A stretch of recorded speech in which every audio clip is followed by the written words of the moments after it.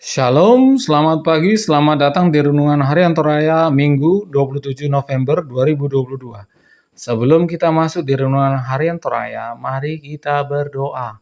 Terpujilah Engkau Tuhan Yesus dari selama-lamanya sampai selama-lamanya. Biarkanlah kami membaca firman-Mu dan kami lakukan setiap hari di dalam nama Tuhan Yesus. Haleluya, amin. Pembacaan terdapat pada Roma 6 ayat 1 sampai 14. Roma 6 ayat 1. Mati dan dibangkitkan dengan Kristus.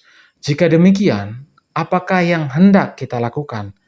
Bolehkah kita bertekun dalam dosa supaya semakin bertambah kasih karunia itu? Sekali-kali tidak. Bukankah kita telah mati bagi dosa? Bagaimanakah kita masih dapat hidup di dalamnya?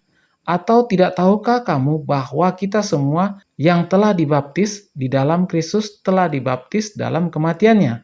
Dengan demikian kita telah dikuburkan bersama-sama dengan Dia oleh baptisan dalam kematian, supaya sama seperti Kristus telah dibangkitkan di antara orang mati. Oleh kemuliaan Bapa, demikian juga kita akan hidup yang baru. Amin, firman Tuhan.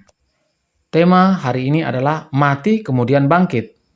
Mate ana malim bangun sule. Peristiwa kebangkitan Tuhan Yesus menjadi sebuah berita yang luar biasa pada masa itu. Betapa tidak, semua orang mempercakapkan tentang Tuhan Yesus yang bangkit setelah 3 hari kematiannya.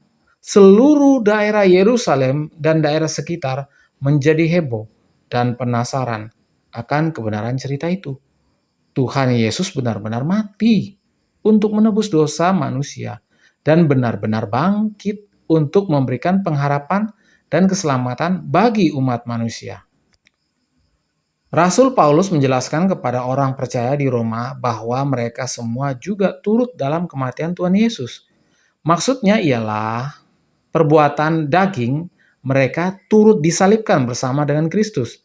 Setelah Kristus bangkit, maka mereka juga turut bangkit bersama Kristus, yang menandakan bahwa hidup akan hidup baru dituntun oleh Roh dalam pengharapan akan keselamatan dari Tuhan.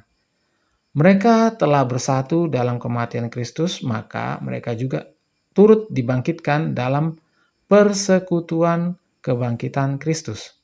Kebangkitan itu memberikan pengharapan yang luar biasa bagi mereka semua.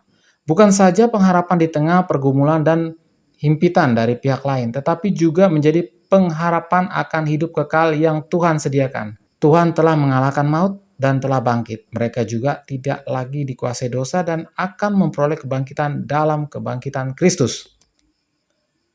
Hal ini menjadi pengharapan juga bagi kita semua bahwa Kristus telah benar-benar mati sehingga kita juga benar-benar mematikan perbuatan daging kita.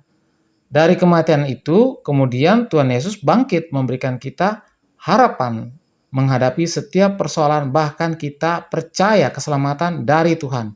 Amin. Mari kita berdoa.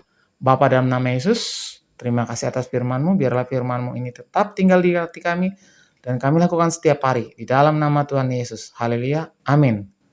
Selamat pagi, selamat beraktivitas. Tuhan Yesus memberkati. Amin.